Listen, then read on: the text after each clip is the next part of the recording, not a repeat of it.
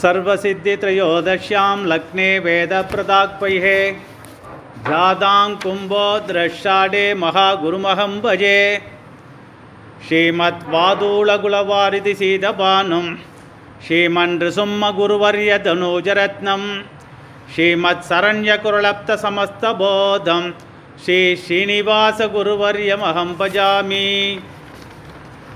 இன்றைய தினம் 12வது பாசுரத்தினுடைய விஷயங்களை இவ்விடத்தில் நாம் அனுபவிக்க இருக்கின்றோம்.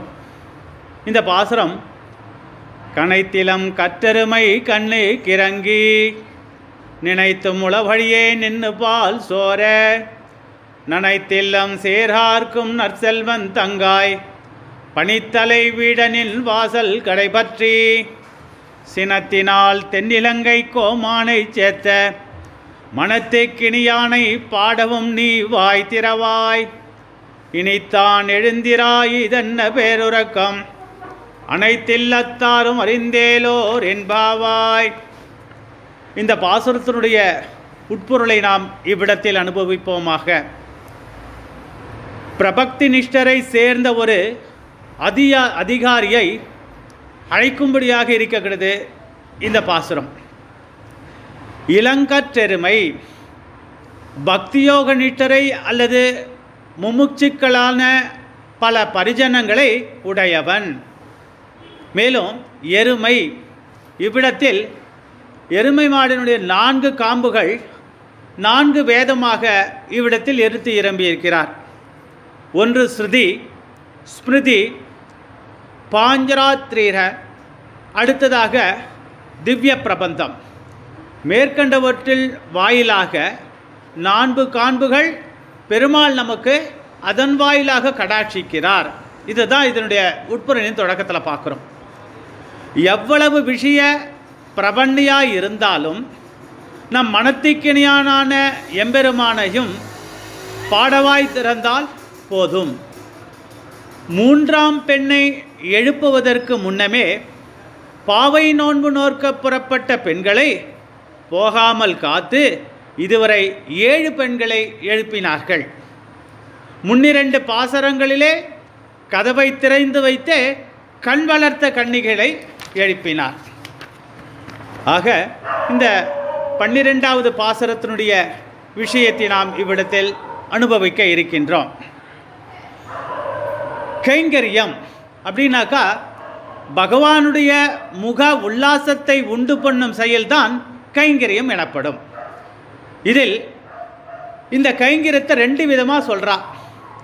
லக்ஷ்மணன் செய்தது அந்தரங்க கைங்கரியம், பரதன் செய்தது பகிரங்க கைங்கரியம். ஸ்ரீதாமா கிருஷ்ணனுக்கு அந்தரங்கம் கைங்கரியம் செய்யும் இவனுடைய தங்கையை இப்பாட்டில் எழுப்புகிறாள் என்று சூடி கொடுத்த நாச்சியாருடைய விஷயத்திலிருந்து நம்ம தெரிஞ்சுருக்கோம். கர்மா செய்யாமை விசேஷ தர்மனிஷ்டனுடைய ஆச்சாரியத்தை சொல்லுகிறது. இந்த இடத்துல சக்கரவர்த்தி திருமனுடைய திருத்தகப்பனாரான தசரதனை பற்றி இவ்விடத்தில் ஒப்புமைப்படுத்தி காட்டியிருக்கா. சாதாரண தர்மமான சத்தியத்தை கடைபிடித்து விசேஷ தர்மமான ராமனை காட்டிற்கு அனுப்பினார். அவனுக்கு ஸ்ரேயஸானது சித்திக்கவில்லை. இதே ததிபாண்டவன். இந்த ததிபாண்டவன் என்கிறவன் ஆணிரைகளை வைத்து பால் தயிர் இவற்றையெல்லாம் விற்று தன்னுடைய பிழைப்பை நடத்தக்கூடியவன். இந்த நேரத்தில் யசோதையாகப்பட்டவள் கிருஷ்ணனை தண்டிக்க வரா, துரத்தின்றே வராளாம். அப்போ வரும்பொழுது இந்த ததிபாண்டவன் இருக்கக்கூடிய அந்த அகத்திற்கு கிருஷ்ணன் உள்ளே போயிட்டார். உள்ளே போயிட்டு யாராவது எங்கள் அம்மா வருவா இல்லை யாராவது கிருஷ்ணன் இருக்கானான்னு வந்து உன்னை கேட்டாக்கா இங்கு இல்லை என்று போய் சொல்லு அப்படின்னு கிருஷ்ணன் சொல்கிறாராம். உடனே ததிபாண்டவன் சொல்கிறான், சரி நான் கண்டிப்பாக சொல்கிறேன், ஆனால் நீ எனக்கு மோட்சம் கொடுக்கணும், மோட்சம் கொடுக்குறதா இருந்தாக்க நான் போய் சொல்கிறேன். ஆக இவ்விடத்தில் நாம் தெரிய வேண்டிய விஷயம் என்ன? ஆண்டாளின் வாயிலாக மோட்சம் வாய்மை சாதாரண தர்மம், சித்த தர்மம் கிருஷ்ணன். இவ்விடத்தில் 2 தர்மங்களும் செய்ய வேண்டியவைகளே. ஆனால் ஒன்றை செய்தால் மற்றொன்றை விட நேர்ந்தால் சாதாரண தர்மத்தை விட்டுடணும் சொல்கிறான். விசேஷ தர்மத்தை பற்ற வேண்டும். அதுதான் இவ்விடத்தில் ததிபாண்டவன் வாயிலாக பிராட்டி நம்மளுக்கு எடுத்து சொல்கிறான். உதாரணம், லக்ஷ்மணன் தன்னை கிரகஸ்தாசிரம தர்மத்தை விட்டு ராமகைங்கரியத்தை பற்றினது இவ்விடத்தில் தோஷமாகாது அப்படின்னு எடுத்து சொல்கிறான். விசேஷ தர்மத்தை விட்டு சாதாரண தர்மத்தில் ஊற்றம் கூடாது அப்படின்னு தான் இதை சொல்கிறான். இதை தேசிகன் ஒரு அழகாய் ஒரு கதையின் வாயிலாக இவ்விடத்தில் நம் தேசிகன் சமர்ப்பிக்கம் பண்ணுறார். 8 பேர் சேர்ந்து ஒரு ஊருக்கு புறப்படுறாளாம். வழியில் அவள் 8 பேர் ஒரு நதியை கடக்க வேண்டிய சூழ்நிலை அமையிறது. அந்த நேரத்தில் படகாகப்பட்டது அக்கறைக்கு போயிருந்தது. வரத்துக்கு கொஞ்சம் நாள் ஆயிடுத்து. இந்த நேரத்தில் இவாளுக்கு பொழுது போல, சரி டைம் பாஸிங்கோசரம் இந்த இடத்துல சதுரங்கம் சூது விளையாடுறான். 4 பேர் பொழுதுபோக்குவதற்காக அந்த சதுரங்கத்தை விளையாடினார். அடுத்த 4 பேர் அதையே பணம் வைத்து விளையாடினாலாம். படகு வந்தவுடன் ஆட்டத்தை விட்டு படகை பற்றினார். அதாவது காசு வைக்காம விளையாடினவா படகை பார்த்த உடனே ஏறி போயிட்டான். அடுத்த 4 பேர் பணம் வைத்து விளையாடுறதுனால படகு வந்தது கூட கவனிக்கலை, விட்டுட்டா படகை. பகவானை விஷ்ணுபோதத்தை விட்டு கர்மாவை செய்து கொண்டிருப்பவர்கள் அக்கறை என்னும் பரமபதம் போய் சேராதவர்கள் அப்படின்னு இந்த இடத்துல இப்படி தேசிகன் வாயிலாக நம்ம இதனை அனுபவிக்கிறோம். இந்த பாசுரத்தில் கனைத்திலம் கற்றெருமை கண்ணிக்கிறங்கி நிலைத்தும் உலகறியே நின்று பால் சோர நனைத்தில்லம் சேரார்க்கும் நற்செல்வன் தங்காய் பனித்தலை வீடனில் வாசல் கடைபற்றி நனைத்திலம் சேரார்க்கும் நற்செல்வன் தங்காய். இவ்விடத்தில் உத்தமனுடைய சம்பந்தமே நமக்கு நன்மையை பயக்கும் அப்படின்னு இதன் வாயிலாக பிராட்டி சொல்கிறான். ஸ்ரீதாமாவிற்கு இளங்கன்றுகளை உடைய எருமைகள் பல லட்சக்கணக்கில் இருக்கான். இவன் கிருஷ்ண கைங்கரியத்திலேயே எப்பொழுதும் ஈடுபட்டிருப்பதால் இவைகளை அவர் பால் கறப்பதில்லையா. அவைகளே கன்றுகள் நினைத்து பால் சொரியும், பாலை சுரந்து பூமியை சேராக்கும். இந்த இடத்துல நற்செல்வன் தங்காய், கிருஷ்ண கைங்கரியமான செல்வத்தை உடையவன் உடைய தங்கையே. இந்த இடத்துல ஸ்ரீதாமா கிருஷ்ணனுக்கு கைங்கரியம் பண்ணுறான். அந்த கைங்கரியத்தினுடைய பண்ணக்கூடிய அப்பேற்பட்ட கைங்கரிய சீமானாக இருக்கக்கூடிய அவருடைய தங்கை தான் இந்த ஆற்றுல இருக்கா. இன்றைய தினம் அவளை எழுப்புகிறார்கள். அதை தான் இந்த பாசுரத்தில் நாம் அனுபவிக்க போகிறோம். இங்கு 3 விதமான வெள்ளத்தை சொல்கிறா. மேலே பனி வெள்ளம், தரையில் பால் வெள்ளம், மார்பில் அன்பு வெள்ளம். முன் பாட்டில் சர்வதர்ம நிஷ்டனையும் அதாவது கர்மா செய்பவனையும், இந்த பாட்டிலே விசேஷ தர்ம நிஷ்டனையும் கர்மாவை விட்டவனையும் பற்றி சொல்லப்பட்டிருக்கிறது. கர்மாவை செய்வதோ விடுவதோ இரண்டும் மோட்ச சாதனம் ஆகாது அப்படின்னு இவ்விடத்தில் பிராட்டி செப்பரா. சித்த தர்மமான பகவான் தான் சாதனம் அப்படின்னு சொல்லியிருக்கா. ஆக இவ்விடத்தில் நாம் அனுபவித்த விஷயத்தில் மேற்கொண்டு விசேஷார்த்தத்தின் கிரந்தத்தின் வாயிலாக நம் பிரதிவாதி பயங்கரம் சுவாமி சாதித்த விஷயம் என்ன? ஒரு ஆழ்வாரை இவ்விடத்தில் பிராட்டியோடு ஒப்புமை, பிராட்டினுடைய பாசுரத்தில் ஆழ்வாரை ஒப்புமைப்படுத்தி காட்டியிருக்கா. ஏற்கனவே சொல்லியிருக்கேன், பிராட்டியாகப்பட்டவள் சூடி கொடுத்த நாச்சியார் தன்னிச்சையாக எதுவும் செய்ய மாட்டாலாம். தனக்கு முன்னால் ஆழ்வார்கள் என்ன செய்திருக்காரோ அவனுடைய பக்தி, அவனுடைய வழியில் தோன்றுதல் பெயரில் கடைபிடித்து இவ்விடத்தில் இவள் அனுசந்திப்பாளாம். அதன் பொருட்டு இவ்விடத்தில் இன்றைய தினம் பொய்கையாழ்வாரை குறிப்பதாக அமையப்பட்டுள்ள பாசுரம் இது. தங்காய் என்ற விழி இவருக்கு நன்கு பொருந்தும். எப்படி? ஸ்ரீ மகாலட்சுமி தாமரையிலிருந்து பிறந்தவள். வனசமலர் கருவதில் வந்த மயந்தேன் வாழியே. எனவே பொய்கையாரம் தாமரை பூவில் இருந்து தோன்றினார். ஆக இவ்விடத்தில் இந்த ஆழ்வார் யாருக்கு ஒப்புமைப்படுத்துகிறார்?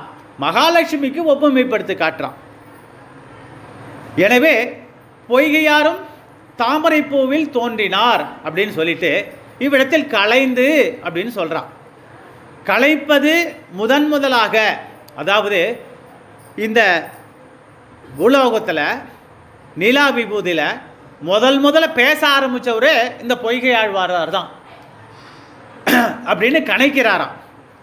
கணைப்பது முதலாக பேச தொடங்கும் போது கணைப்பது என்பது இயல்பு. முதலில் பேசினவரும் இந்த பொய்கை ஆழ்வார் தான். இந்த ஆழ்வார் தான்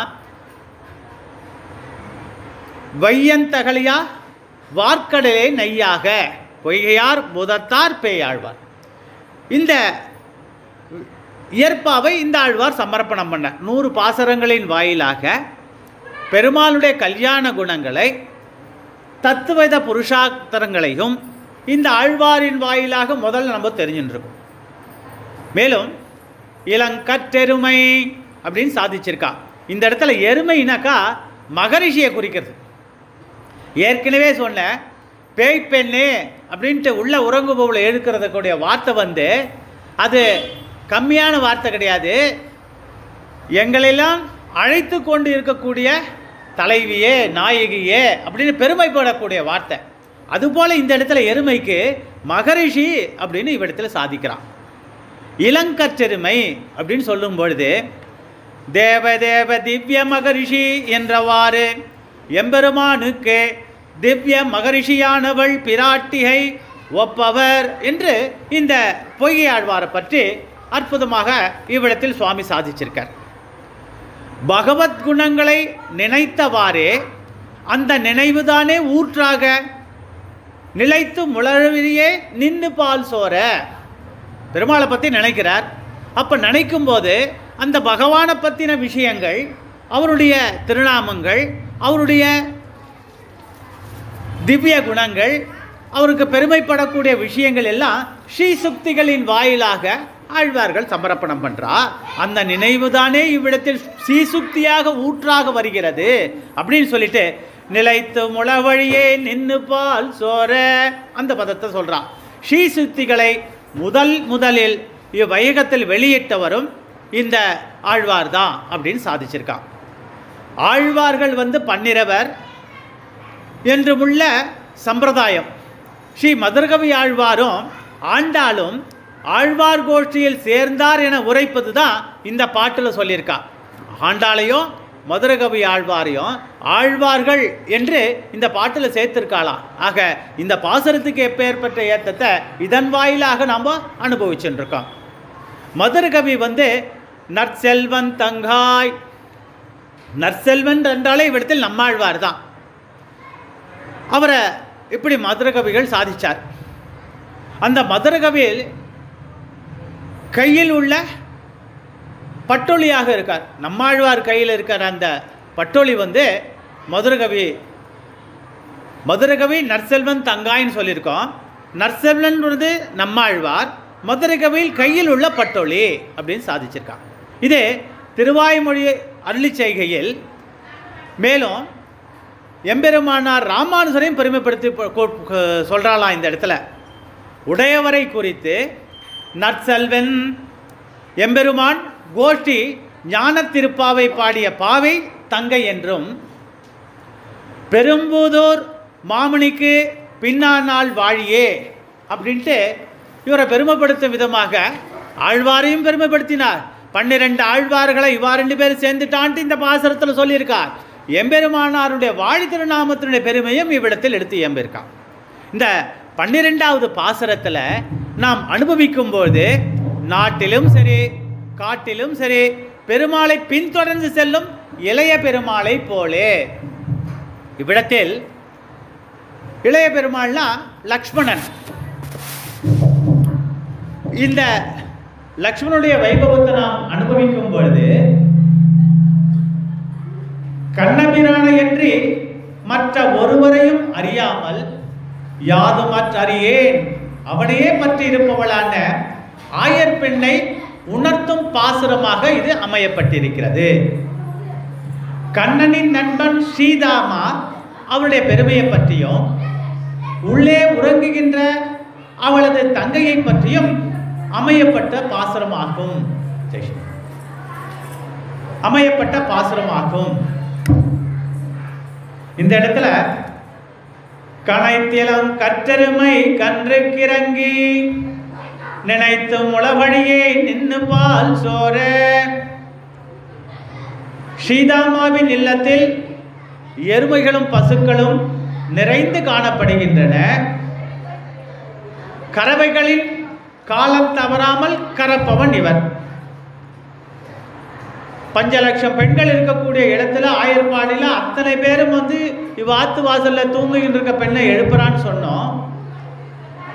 7 லட்சம் கறவைகள் நந்தகோபர் திருமாளிகையில் இருக்கும் அப்படின்னு சொன்னோம். அப்பேற்பட்ட நந்தகோபர் திருமாளிகைக்கு இருக்க பக்கத்தில் இருக்கிறது தான் இந்த ஸ்ரீதாமா. இவர் கிருஷ்ணனுக்கு கைங்கரியம் பண்ணக்கூடிய கைங்கர சீமான். இவருடைய தங்கை தான் இந்த பாட்டில் எழுப்புறார். பசுக்கண்ணுகளை வைத்துக் கொண்டிருக்கக்கூடிய இவர் காலம் தவறாமல் அத்தனை லட்சத்தில் இருக்கிற பசுக்களையும் கறப்பான். இவன் ஒருவரே கறப்பார்.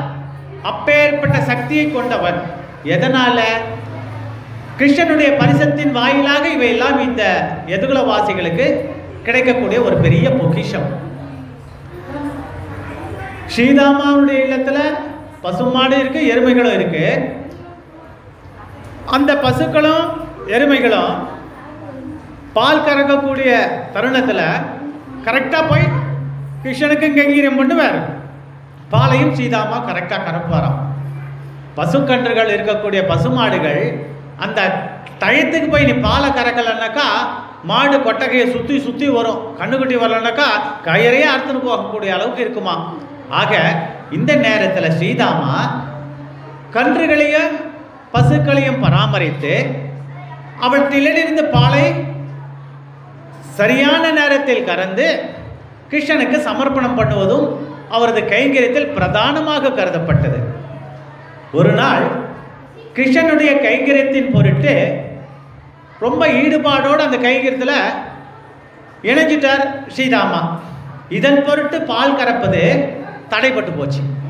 இவ்விடத்தில் பெருமாளின் கைங்கரியம் பிரதானமாக கருதப்படுகிறது. கறவைகளின் விளக்கம். இவ்விடத்தில் என்ன சாதிக்கிறார் ஆச்சாரியர் சுவாமி? பசுவானது கன்றுகளை நேரில் பார்த்தால்தான் பால் சுரக்கும். ஆனால் எருமை மாடு அப்படி கிடையாதாம். எருமைகள் கன்றுகளை நினைத்தாலே மடி வழியே பால் சொரிந்துவிடும். இதன் பொருட்டு எருமை என்றால் திவ்ய மகரிஷியான பிராட்டியை விழித்து சொல்லுவதாக இப்பாசுரத்தில் அமையப்பட்டிருக்கிறது. கண்ணனின் நெருங்கிய நண்பன் ஸ்ரீதாமன். அவர் பொருட்டு இருந்ததின் பேரில் நித்திய கர்ம அனுஷ்டானங்களை கடைபிடிக்க வேண்டியதில்லை. இவ்விடத்தில் கண்ணனுக்கு ஸ்ரீதாமா கைங்கரியம் பண்றார். அப்போ அவர் நித்திய கர்ம அனுஷ்டானத்தை கடைபிடிக்கணுன்றது இல்லை. ஏன்னா பெருமாளே இருக்கார். பெருமாளுக்கு இவ்விடத்தில் கைங்கரியம் பண்றார். நாம இவ்விடத்தில் இருக்கோம். நமக்கு கர்ம வினைகள் கர்ம பலன்கள்லாம் உண்டு. அப்போ உன்னுடைய நித்திய கர்ம அனுஷ்டானத்தை கண்டிப்பா நீ கடைபிடிச்சே ஆகணும், விடக்கூடாது. அதுலேருந்து விலகவே கூடாதுன்னு சொல்றது. ஆனா இவ்விடத்தில் சீதாம்மா விட்டுட்டான்னாக்கா நான் யாரை அடையணும்? அதெல்லாம் பண்றோம், பெருமாளை அடையணும், கிருஷ்ணனை பற்றணும். அதுக்கு தான் அந்த நித்திய கர்ம அனுஷ்டானத்தை கர்மாலாம் பண்றோம். அந்த பெருமாளே அவ்விடத்தில் இருக்கும்போது அவருக்கு கைங்கரியம் பண்ணும் இதெல்லாம் அவன் பண்ண வேண்டிய அவசியம் இல்லையே. அதுதான் ஸ்ரீதாமாவுக்கு அவர் இதன் பொருட்டு பசு தானே பாலும் பொழிந்துதான். கிருஷ்ணனுக்கு இவர் கைங்கரியம் பண்றார். கைங்கரிய நிஷ்டனாக இருக்கார். தொடர்ந்து கைங்கரியம் பண்ணக்கூடிய அந்த நேரத்தில் பசுக்களுக்கு மாடுகளுக்கு எருமைகளும் பால் கறக்க வேண்டிய விஷயத்தை மறந்துடுறார். பிரதானமாக கிருஷ்ணனுக்கே கைங்கரியம் பண்ணுறதாக பண்ணாராம். அதன் பொருட்டு பசுக்களும் அங்கே இருக்கிற எருமைகளும் பால் பொழிய ஆரம்பிச்சுட்டு இவ்விடத்தில் அவதார புருஷனே ஆணிரைகளை கறந்தான் அப்படின்னு சொல்றாராம். கிருஷ்ணனுக்கு கைங்கரியம் பண்ணும்போது இவன் நம்மளுக்கு கைங்கரியம் பண்றானே, இவன் மறந்துட்டான். இவனுக்கோசரம் நம்மளே பண்ணுவேன்ட்டு கிருஷ்ணனே போய் எல்லா பசுக்களையும் எருமைகளுக்கும் பால் கறந்ததாக இந்த வியாக்கியானத்தின் வாயிலாக நம்ம அனுபவிக்கிறோம். இதைத்தான் பரதாழ்வான் சக்கரவர்த்தி திருமகனுடைய திருவடியை வைத்துக்கொண்டு அயோத்தி அரசாண்டான். ஊரில் இருக்கிறவாளாம் என்ன சொல்கிறா, அண்ணனையே காட்டு காமிச்சிட்டான் பார், அவனுடைய பொல்லாப்புக்கு இலக்கானதுனால அவெல்லாம் இவனை பார்க்கறதுக்கு முன்னாலேயே பரதாழ்வான் வெடிய காத்தால 3 மணிக்கே தன்னுடைய நித்திய கர்ம அனுஷ்டானத்தை கடைபிடித்தார். எவ்வளோ கஷ்டம் வந்தாலும் உன்னுடைய அனுஷ்டானத்தை விடக்கூடாது, அதுதான் சாஸ்திரம் சொல்றது. இவ்விடத்தில் பெருமாளுக்கு சீதாமா கைங்கரியம் பண்றதுனால அவன் அனுஷ்டானத்தில் விடலாம். ஏன்னா பெருமாளே அவ்விடத்தில் இருக்கார், அதனால இது பரவாயில்ல அப்படின்னு சுவாமி இவ்விடத்தை சாதிக்கிறார். நனைத்தில்லம் சேரார்க்கும் நற்செல்வன் தங்காய். நற்செல்வன், இந்த இடத்துல நற்செல்வன் யாருன்னா சீதாமா. கிருஷ்ணனோடு நகமும் சதையும் போல் இருப்பான். 2-3 பாசரத்துக்கு முன்னால உள்ளே உறங்குபவள் கிருஷ்ணனோடு நகமும் சதையுமாக இருந்தாள் அப்படின்னு சொன்னோம். அடுத்த பாசரத்தில் பார்க்கும்போது கிருஷ்ணனே இவருடைய பாட்டுக்கோசம் மயங்கிடுவான், இவ பாட்டு பாடினா ஓடி வந்துடுவான் அப்படின்னு அனுபவிச்சோம். ஆனால் இன்றைய தினம் நற்செல்வன் அப்படின்னு இவ்விடத்துல யாரை சொல்றான்னா சீதாமாவும். காரணம் என்ன, கிருஷ்ணனுக்கு நகமும் சதையும் போல இருப்பானா, கிருஷ்ணனுடைய ஒன்றி இருப்பான். அதுதான் இவ்விடத்தில் எந்நேரமும் கிருஷ்ண ஸ்மரணமும் கொண்டவன். எப்படின்னாக்கா ராமனுக்கு எப்படி லக்ஷ்மணன் சொண்டு செய்தானோ, ராமானுஜருக்கு முதலையாண்டானும் கூறத்தாழ்வானும் திருதண்டமும் பவித்திரமாக இருந்தார்களோ, அதுபோல இவ்விடத்தில் சுதாமா அமைய பெற்றான் அப்படின்ட்டு ஆச்சாரியருடைய விலட்சணத்தில் இதை நம்ம இதை தெரிஞ்சுட்டு இருக்கோம். அவருடைய கிரந்தத்தின் வாயிலாக இதை நாம் அனுபவித்துக் கொண்டிருக்கின்றோம். இந்த லட்சணமாகப்பட்டது அந்த ஆச்சாரிய புருஷர்கள் கிரந்தங்களை எடுத்து இயம்புவதன் மூலமாக இந்த பாசுரத்தில் பிராட்டியினுடைய பெருமை என்ன, ஆழ்வாருடைய பெருமை என்ன, ஆச்சாரியர்களுடைய பெருமை என்ன, கைங்கரிய நிஷ்டனுடைய பெருமை என்ன, அதை இவற்றின் மூலமாக நாம் அனுபவிக்கின்றோம். இப்பேற்பட்ட சிகாமணியில் தங்கை உள்ளே உறங்குகிறாள். இந்த சீதாமாவுடைய தங்கை தான் உள்ள தூங்கின்னு இருக்காளாம். அவளை எழுப்புறா மாதிரியா இன்னைக்கு நடக்கக்கூடிய பாசுரம். பனித்தலை வீடனின் வாசல் கடை பற்றி. கிருஷ்ணன் திருமாளிகையில் பக்கத்தாத்துல இருப்பதனால அவனையே நீ அனுபவிக்கிறாய். இருந்தாலும் நாங்கள் கூப்பிடுவது உன் காதில் விழவில்லையா? கிருஷ்ணநாத்து பக்கத்தில் இருக்க, கிருஷ்ணனையே அனுபவிக்கிற. அவனா இங்கே இருக்கா, 24 மணியும் கிருஷ்ணனோட தான் இருக்க. எப்படி சிதாமா கிருஷ்ணனுக்கு கைங்கரியம் பண்ணுறானோ, அவன் தங்கையாகப்பட்டவள் நீ அங்கே இருக்க, நாங்கள் கூப்பிட்றதும் காதில் விழலையா அப்படின்ட்டு கேட்குறாங்க. மேலும் எங்களின் நிலைமையாகப்பட்டு 3 விதமாக இருக்கு அப்படின்னு விழித்திருக்கா வெளியில் இருக்கிறவா. அந்த 3 விதமான நிலை என்ன? 3 விதமான மால் வெள்ளம் அப்படின்னு சொல்றான். ஒன்று, மார்கழி மாதம் என்பதால் அனைத்து பணியும் எங்கள் தலைமையில்தான். 2வது, உன் வாசலில் கறவைகளின் மூலமாகத்தானே பால் பொழிந்து சேரும் சகதியமாக ஆகிவிட்டது. சரி, உன் தாய் வாசப்படி வழியில மரத்து நின்றுருக்கா. சரி, திருமாலையே நினைத்து நாங்கள் அப்படி இருக்கோம், நினைத்து கொண்டிருக்கோம். ஆக 3 வெள்ளத்தால் ஆக்கப்பட்டு நாங்கள் வாசலில் காத்துருக்குமே 5 லட்சம் பேரும் அப்படின்னு சொல்கிறோம். 3 வெள்ளம். ஒன்று, பிம்மால வாசலில் நிற்கிறோம், பனி வெள்ளம் எங்கள் தலையில் பட்டுறது. இந்த எருமை மாடுகள்லாம் தானே பாலை சொரிஞ்சு உங்கள் ஆற்று வாசல்லாம் சேரு சகதியுமே ஆக்கிடுத்து. இதை தாண்டி உள்ளே போக முடியல. அதுக்கு முன்னால் உன்னுடைய தாய் வாசப்படையில் நிற்கிறா, அவளும் மறைச்சி நிற்கிறான்னு ஒரு வார்த்தையும் சொல்லியிருக்கா. திருமாலையே நினைத்து கொண்டிருக்கோம். ஆக பெருமாளை மனசில் நினைச்சிட்டு இருக்கோம். இந்த 3 விதமான மால் வெள்ளம் எங்கள் இடத்துல இருக்கு. வெளியில் இருக்கிற பெண்மணிகள் உள்ளே உறங்குபவளுக்கு இப்படி எடுத்து சொல்றாளாம். இங்கு முற்றம் புகுந்து, இந்த படலம் என்ன விஷயத்தை சொல்ல போறது? வாசர் கடை பற்றி புறவாயில் நுழையாதபடி நிற்கின்ற தாய் போல கதவு திறந்துதானே இருக்கிறது என்று நினைத்தோம். ஆனா எருமைகள் பாலை பெருக்கி சேராக்கி உள்ளே நுழைய விடாதபடி செய்திருக்கிறது. தாயார் எப்படி இருக்கான்னு பார்த்தாக்கா எருமாடி இப்படி பண்ணி எடுத்து அதையும் சொல்றான். இந்த இடத்துல இதை சொல்லி முடிச்சுட்டு சினத்தினால் அப்படின்ற ஒரு வார்த்தை. ராமருடைய அவருடைய ஆக்ரோஷ வார்த்தையை இங்கே எடுத்து காட்டுறான். போன பாசுரத்தில் முகில்வண்ணன் என்று கொள்வது போல் மனத்திக்கிணியானனான ராமனும் மனதில் தோன்றினான் அப்படின்னு சொல்றான்.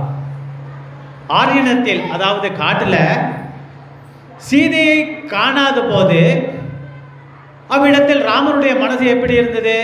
அங்கு யாரும் அவள் போன இடத்தை அறிவிக்காமல் இருக்க கடும் கோபமுற்ற நம் சக்கரவர்த்தி திருமகன் சொன்ன வார்த்தை என்ன?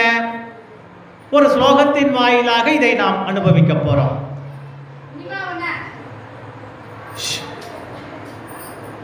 புரவமே சாருததி அனிந்திதாம் திசந்தி சூதாம் யதிநாத்ய மைதிலீம் ஸ்தேவ கந்தர்வ மனுஷ்ய பந்தகம் ஜெகத் சைலம் பரிவர்த்தியாம் யகம் அப்படின்ட்டு இந்த ஸ்லோகம்.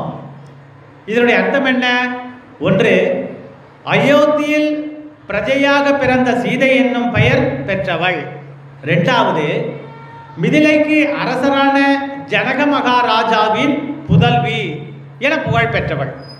மூன்றாவதாக, புன்சிரிப்புடன் கூடிய எனது மனைவியை எனக்கு காட்டாத பட்சத்தில் ஈரேழு லோகங்களும் லோகாதி லோகங்களும் மற்றும் பலவும் உள்ள இந்த பிரபஞ்சத்தை புரட்டி அடிக்கிறேன் பார் அப்படின்ட்டு ஆக்ரோஷமாக சக்கரவர்த்தி திருமகன் இந்த வார்த்தையை சாதிச்சிட்டார். பக்கத்தில் யார் இருக்கிறது? நமது இளைய பெருமாள் லக்ஷ்மணன் இருக்கார். அப்போது காலத்தில் அனுகூலமாய் நடத்தி வரும் இளைய பெருமாள் தற்சமயம் தனித்து வைத்தார். ராமனுடைய கோபத்தை கொஞ்சம் தணிக்கும்படி செய்தாராம். எப்படி, என்ன சொன்னார் அவர்? லக்ஷ்மணனுடைய வாக்கு என்ன? அதை ஒரு ஸ்லோகத்தின் வாயிலாக இவ்விடத்தில் திரும்ப நம்ம அனுபவிக்க போறோம். கிம் தே சர்வ விநாசனே கிருதனே புருஷர்ஷப தமேவ சரிகும் பாபம் விக்ஞோத் தர்த்துமர்ஹசி அப்படின்னு சாதிக்கிறார். ஒருவன் பாபம் செய்ய உலகமெல்லாம் உயிர் விட்டொழியலாதோ? ஒத்தன் தப்பு பண்ணா அதனால உலகத்தையேவா அழிக்கிறது அப்படின்ட்டு ராமரை பார்த்து லக்ஷ்மணன் கேட்கிறார், பணிவோடு கேட்கிறார். ஏன்னா இவ்விடத்தில் சக்கரவர்த்தி திருமகன் வந்து ஸ்ரீமன் நாராயணன், அவருக்கு கைங்கரியம் பண்ணக்கூடியவன் தான் லக்ஷ்மணன். வாஸ்தவம் தான், ராமருக்கு கோபம் வந்து வாஸ்தவம். இவர் அதாவது தன்னுடைய லட்சணத்தின் வெளிப்பாட்டின் வாயிலாக பொறுமையே வடிவெடுத்தவர் சக்கரவர்த்தி திருமகன். அவருக்கே கோபம் வந்துடுது. அவரை காட்டில் 4 மடங்கு கோபம் லக்ஷ்மணனுக்கு உண்டு. ஆனால் இந்த இடத்துல பிராட்டியாகப்பட்டவள் காணாம போயிட்டாலே எல்லாரும் கேட்குறோம், யாருமே பதில் சொல்ல மாட்டான்றாலே. உனக்கு தெரியுமா, எனக்கு தெரியுமா, யாருமே சொல்லலை இந்த காட்டுல. அதனால ராமருக்கு கோபம் வந்துடுது. ஒருவன் பாவம் செய்ய உலகத்தெல்லாம் அழிக்கணும்னு நினைக்கிறேன் ராமா, இது எந்த விதத்து நியாயம் அப்படின்ட்டு லக்ஷ்மணன் வந்து அதாவது கொஞ்சம் ஆறுதலான வார்த்தையும் சொல்லி கோபத்தை இவ்விடத்தில் தணிக்கிறார். கொண்டு போன பாவியை கூடிய சீக்கிரத்தில் கண்டு நீர் உசித்தபடி கண்டிக்கலாமே என விண்ணப்பித்தார். வாஸ்தவம் தான், யார் ஆட்சின்னு போனோன்னு அவனை பார்த்து கண்டுபிடிச்சு அவனை தண்டனை கொடு அப்படின்னு சொல்றார். அப்படின்ட்டு இவர் எப்படி சொல்றார்? அதிகாரமாகவோ இதுவா சொல்லலை, பணிவாக. ஏன்னா இவர் சக்கரவர்த்தி திருமகனாச்சே, தன்னுடைய தமையனாருக்கு பவ்யமா இந்த வார்த்தையை எடுத்து சொல்றாராம். இதுதானே நியாயம்? இப்படி இருக்கும்போது உலகத்தை அழிக்கணும்னு நினைக்கிறேராமா, இது எந்த விதத்தில் நியாயம் அப்படின்னு கேட்கிறாராம். அப்போது தனிந்த சினம் பரிபவப்பட்டும் படியாத அக்கொடிய ராவணனை கண்டதும் கிளர்ந்தழு. கொஞ்சம் கோபம் குறைஞ்சிட்ட பிறகு இதுதான் நியாயம், அவனை போய் இருக்கிற இடத்தை போய் பார்த்துட்டு அவனை அழிக்கிறதுக்கு என்னவோ அதை பண்ணு ராமா அப்படின்னு லக்ஷ்மணன் சொல்றார். தென்கிழக்கில் உள்ள அல்லது அழகிய அனுமானால் கொளுத்தப்பட்டு சாம்பலான இலங்கை மறுபடியும் புதுப்பிக்கப்பட்டு அழகு பொருந்தியது அப்படின்னு சொல்றான். ஆக இவ்விடத்தில் நாம் அனுபவிக்கக்கூடிய விஷயங்கள் தென்னிலங்கை கோமானை செற்ற இந்த வரியில ராவணது பெருமையை உணர்த்தும் பொருட்டு அமைந்தது. இது 3 தத்துவத்தை இங்க காட்டுறா. இந்த பாசரத்தில் தான் ராமாவதாரத்தின் பெருமையையும், ராமனுடைய நாம சங்கீர்த்தத்தையும், கிருஷ்ணனுடைய பெருமையும், கிருஷ்ணனுடைய ராம சங்கீர்த்தத்தையும் கோபிதர்கள் தனித்தனியாக பாட ஆரம்பிக்கிறான். இதில் எப்படி அப்படின்னு தான் இந்த இவ்விடத்தில் நம்ம அனுபவிக்க போகிறோம். 3 தத்துவத்தை சொல்றா. இங்க 3 தத்துவம் என்ன ராமருக்கு? ஒரு சொல், ஒரு வில், ஒரு இல். ஒரு சொல்லுனாக்கா 2வது வார்த்தை ராமகிட்ட கிடையாது. ஒரு வில், அனைத்து காரியத்தையும் செய்பவர். ஒரு முறை அம்பை எழுதிட்டானாக்கா எல்லாத்தையும் முடிச்சுட்டு தான் திருப்பி வரும். ஆக ஒரு சொல், ஒரு வில், அடுத்தது ஒரு இல். இந்த இடத்துல சீதையை தவிர ஏறெடுத்து இதர பெண்களை பார்க்க மாட்டார். அப்பேற்பட்ட தர்மசீலன், ராமருக்கே உருத்தான அந்த கௌரவம், ஒருத்தனுக்கு ஒரு மனைவி, அந்த தர்மத்தை நிலைநாட்டு காட்டியவர் சக்கரவர்த்தி திருமகன். அதனால தான் ஒரு சொல், ஒரு வில், ஒரு இல் அப்படின்ற விஷயத்தை 3 தத்துவத்தின் வாயிலாக தென்னிலங்கை கோமானை சேற்ற இந்த வரியின் மூலமாக நம்ம அனுபவிச்சிருக்கோம். இலங்கை கோமானை சேற்ற அப்படின்னு வார்த்தை வந்திருக்கு இவ்விடத்தில். விஸ்வாமித்திர மகரிஷி ராமனை துணையாக அழைத்த போது தசரதனிடமும் ஒரு வார்த்தை சொன்னார். அது என்ன? அதுவும் இவ்விடத்தில் ஸ்லோகமாக நாம் அனுபவிக்க போறோம். ஸ்ரயதேஹி மகாவீர்யோ ராவணோ ராட்சசாதிபஹ யதா ஸ்வயம் ந யஜனஸ்ய விக்னகர்த்தா மகாபலஹ மாரீஷீஷ சுபாஹூச்ச யஜ்ஞ விக்னம் கரிஷ்யதஹ. இந்த ஸ்லோகத்தில் சுவாமி என்ன சாதிச்சிருக்கார்? யஜ்ஞத்தை கெடுக்க ராவணனே வரலாம். அதாவது யஜ்ஞம் இதை கெடுக்கிறதுக்கு ராவணனே வரலாம், அல்லது அவனால் அனுப்பப்பட்ட சுபாகு, மாரீசன் போன்றவரும் வரலாம். அங்கே ராவணன் வந்திருந்தால் அப்பொழுதே மாண்டிருப்பான் அப்படின்னு இதுல சொல்றான். பிறகு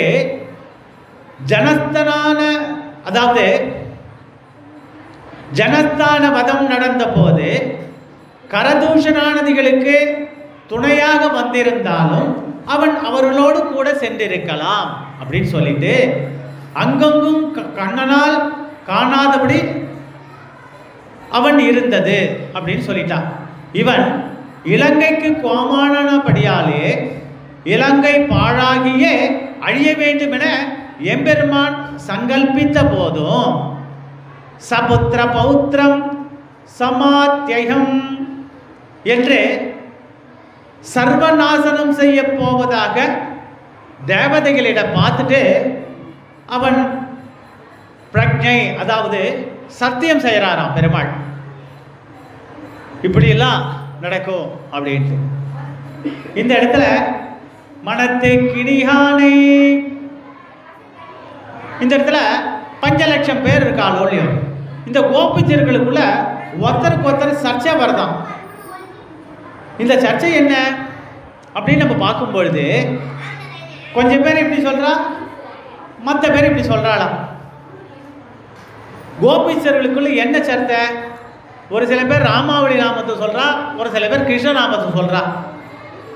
ராம சப்தார்த்தம், இப்போ ராம சப்தார்த்தம்னு பார்க்கும்போது ஸ்ரீராம ராம ராமேதி ரமே ராமே மனோரமே சகஸ்ரநாம சத்துல்யம் ராம நாம வரானனே.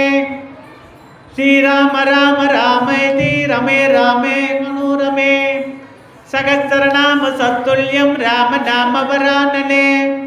ஸ்ரீராம ராம ராமேதி ரமே ராமே மனோரமே சகஸ்ரநாம சத்துல்யம் ராம நாம வரானனே. ஸ்ரீராம நாம வரானனஹோம் நம இதி அப்படின்ட்டு சில கோபியர்கள் சேவிக்கிறான். கிருஷ்ணநாமம் அப்படின்னு சேவிக்கும் பொழுது அவ இந்த இடத்துல சர்ம ஸ்லோகம் சர்வதர்மான் பரிச்சக்ஷம் ஆமேகம் சரணம் பிரஜ ஹகந்த்வா சர்வ பாபியோ மோக்ஷேஸ்யாமி மாசுச. ஒரு சிலர் ராமனுடைய ஏற்றத்தையும் மற்றும் சிலர் கிருஷ்ணனுடைய ஏற்றத்தையும் சொல்வதாக அமையப்பட்டுள்ளது. இப்படி ஒரு பக்கம். இருவரின் கொள்கையும் சரணாகதி அடைவதுதான். இவா ரெண்டு பேரும் ராமரை பற்றி அவா சொல்றா, அவளுடைய எண்ணங்கள் என்ன? பெருமாள் திருவடி பற்றி சரணாகதி அடையணும். கிருஷ்ணனுடைய நாமாவளி சொல்லும் போது இவாளுடைய எண்ணங்கள் என்ன? கிருஷ்ணனுடைய நாமாவளியை சொல்லி அவருடைய திருவடியை பற்றி சரணாகதி அடையணும். நோக்கம் என்னமோ ரெண்டு பேருக்கும் சரணாகதி அடையணும். அந்த அவதாரத்தில் அப்படி, இந்த அவதாரத்தில் இப்படி. ஆக இவ்விடத்தில் கோபிஸ்திரிகளுக்கு மனத்துக்கினியனாகப்பட்டவன் கிருஷ்ணன். நாம சங்கீர்த்தனம் அவ பண்ணும்போது எப்படி பண்றான்னாக்கா, ஹரே ராம ராம ராம ஹரே ராம ராம ராம ஹரே ஹரே, ஹரே கிருஷ்ண கிருஷ்ண கிருஷ்ண ஹரே ஹரே. கிருஷ் அப்படின்னாக்கா இருட்டு. இப்படி இருட்டிலே அவதரித்த நீலமேகன் கிருஷ்ணன் என்ற இருளுக்கு ஒப்பான வர்ணத்தை பெற்று நமது அனைவரது பாவம் என்கிற இருட்டை போக்கி நமக்கு வெளிச்சத்தை ஸ்ரீமன் நாராயணன் கிருஷ்ணன் காட்டினான். ஒட்டுமொத்த வெளிப்பாடு எப்படி இருக்கு? இதே திரும்பி நம்ம சகஸ்ரநாமத்துக்கு தான் வரப்போறோம். இந்த ஒட்டுமொத்த வெளிப்பாடு எப்படி இருக்குன்னாக்கா, சாந்தாகாரம் புஜகசயனம் பத்மநாபம் சுரேஷம் விஸ்வாகாரம் ககன சதுர்சம் மேகவர்ணம் சுபாங்கம் லக்ஷ்மீகாந்தம் கமலநயனம் யோககிருத்யானதம்யம் வந்தே விஷ்ணும் பவபயகரம் சர்வலோகைகநாதம் சசங்கசக்ரம் சக்ரீதகுண்டலம் சபீதவஸ்தம் சரசிருகக்ஷணம் சகாரவஸ்தலசோபி கௌஸ்துபம் நமாமி விஷ்ணும் சிரசா சதுர்புஜம் ಛಾಯಾಯಾಂ ಪಾರಿಯಾತಸ್ಯ ಹೇಮಸಿಂಹಾಸನೋಪರಿ ஆசீனமம்புதாட்சியானம் மாயதாட்சமலங்கிருதம் அப்படின்ட்டு இந்த சகஸ்ரநாமத்துக்கே ஏற்றம் கொடுக்குற மாதிரியா ஒட்டுமொத்த வெளிப்பாடு இதன் வாயிலாக நாம் அனுபவித்தோம். கடைசியா முடிக்கும் போது ருக்மணி சத்யபாமாத்யாம் சகிதம் கிருஷ்ணமாஸ்ரயே. ஆக பாடவும் நீ வாய் திறவாய் அப்படின்னு சொல்றா இந்த பாசுரத்துல. மனத்துக்கு இணையானை பாடவும் நீ வாய் திறவாய் அப்படின்ட்டு ஆண்டாளுடைய பாசுரத்துல வரக்கூடிய 6வது வரியில இது இப்படி சாதிச்சிருக்கா. உறங்கிக் கொண்டிருக்கிற தோழியை எழுப்புவது, சுற்றமும் பந்தமும் தோழிகளும் வெளியே நிற்க நீ முன்னே பாட, அதற்கடுத்து பின்னே நாங்கள் ஆலாபனை செய்து முடிப்போம் என நினைத்தோம் அப்படின்ட்டு வெளியில இருக்கிறவா சொல்றா. இப்படி வாய் திறவாமல் இருந்தால் எப்படி? இப்படி என்ன பேருறக்கம்? எங்களை வாசலில் நிற்க வைத்து கதவை தாளிட்டு கொண்டிருக்கிறாயே, கும்பகரணன்னா உனக்கு பெருந்துயில் தந்தானோ அப்படின்னு திருப்பி கேட்கிறான். கதவை திறந்ததும் காலை வேளை கிட்டு இருந்தும் நற்செல்வன் நங்காய் இக்கணம் உரைகிறாள். இதற்கு எதையும் ஓமையாக கூறுவது என்றபடி இந்த தூக்கத்திற்கு என்ன பெயர்? பேர்தான் பெருமையா அல்லது பெயரா? இப்படின்னா வெளியில் இருக்க கேள்வி மேல கேள்வி கேட்டு இருக்கான். பக்கத்தாத்துல இருக்கவன் எழுந்து வந்து கேள்வி கேட்கிறான்.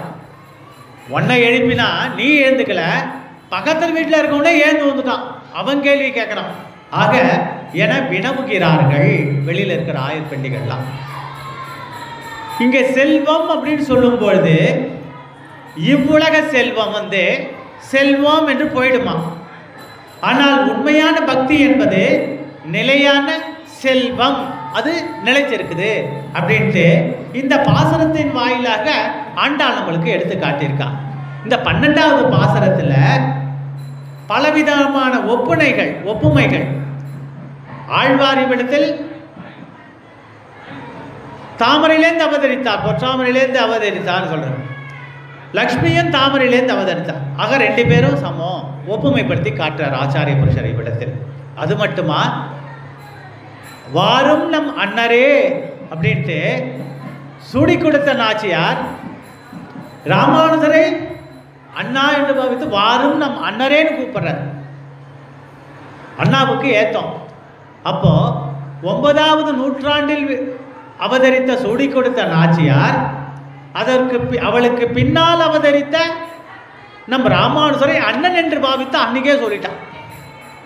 ஆக இவ்விடத்தில் ஆழ்வார்களேத்தும் அருளி செயல்கேத்தும். அது மட்டுமல்ல, ஞானமனுஷ்டானமவை நன்னாகவே உடையனான குருவையடைந்த கால் மாநிலத்தீர் தேனார் கமல திருமாமகள் கொடுனன் தானே வைகுந்தம் தரும். ஞானமும் வேணும், அனுஷ்டானமும் வேணும். உபதேசரத்தின் மாலையில் நம்ம மணவாள மாமணிகள் சாதிச்சார். ஆழ்வார்களுக்கு தேத்தம், அருளி செயல்களை ஏத்தம். இப்படி பல விஷயங்களை எடுத்து இயம்புவதன் வாயிலாக இந்த தினம் நாம் 12வது பாசுரத்தினுடைய பெருமையை நாம் அனுபவித்து இருந்தோம். இந்த அனுபவத்தின் வாயிலாக இன்றைக்கு நம்மாழ்வாரின் திருவாய்மொழி பாசுரம், வைகுண்ட ஏகாதசிக்கு அன்னைக்கு ராத்திரி முதல் 100 பாசுரம், அடுத்த நாள் அடுத்த 100வது பாசுரம், 200வது பாசுரம், 200 பாசுரம், அடுத்த 100 பாசுரம் செய்வார். இப்படி ஒவ்வொரு நாள் 100 பாசுரமாக சேவித்து ராமத்து உற்சவத்தினுடைய பெருமையை இவ்விடத்தில் அரங்கன் அனுபவித்துக் கொண்டிருக்கிறார். ஸ்ரீ பூமி நீலா சமேத ஸ்ரீ ரங்கநாத பெருமாள் வீற்றிருக்கக்கூடிய இந்த மாந்தாங்கல் கிராமத்தில்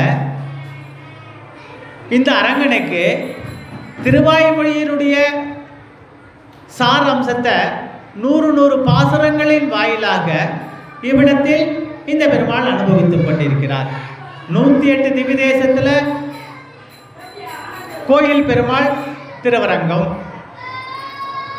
திருமலை 2வது, பெருமாள் கோயில் காஞ்சி வரதராஜ பெருமாள் 4வதாக மேல்கோட்டை திருநாராயணபுரம். ஆக இவற்றையெல்லாம் இன்றை அனுபவித்து நாம் வாதூல ஸ்ரீனிவாசாரிய தனகம் வினயாதிகம் பிரஜாநிதிம் பிரபத்தேதம் ஸ்ரீனிவாச மகாகுரு சண்டமார்த வேதாந்த விஜயாதி சுசோத்துபிகி வேதாந்த ரட்சகாயாஸ்து மகாச்சாரியாய மங்களம் என்று சொல்லி அடியேன் இன்றைய தினம் இந்த 12வது பாசுரத்தினுடைய விளக்கத்துடன் அமைகிறேன்.